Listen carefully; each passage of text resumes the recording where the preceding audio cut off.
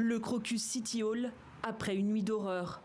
Alors que la salle de concert, située au nord-ouest de Moscou, fume encore, les enquêteurs commencent à récolter des indices. Une arme a été retrouvée et des balles tirées en quantité par les assaillants.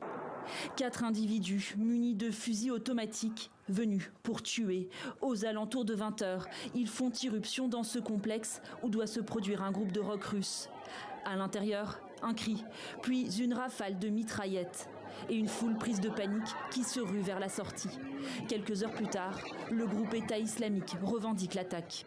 Les combattants de l'État islamique ont attaqué un grand rassemblement de chrétiens dans la périphérie de la capitale russe, Moscou, tuant et blessant des centaines de personnes et causant une grande destruction du lieu avant qu'ils ne se retirent dans leur base en toute sécurité.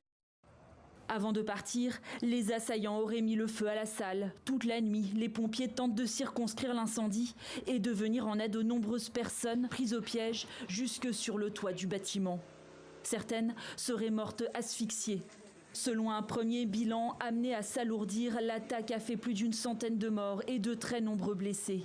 Les opérations de recherche se poursuivent dans les décombres. Malheureusement, lors des premières perquisitions, des restes de corps ont été découverts. Il reste encore beaucoup de travail pour déblayer les décombres.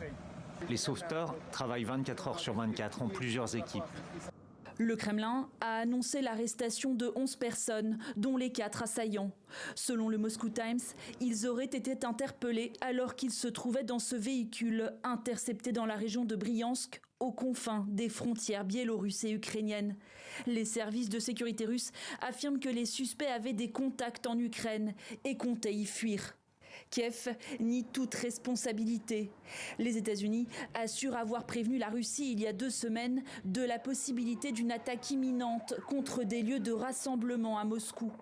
Un avertissement balayé il y a quelques jours par Vladimir Poutine, qui avait alors qualifié cette mise en garde de provocation de Washington.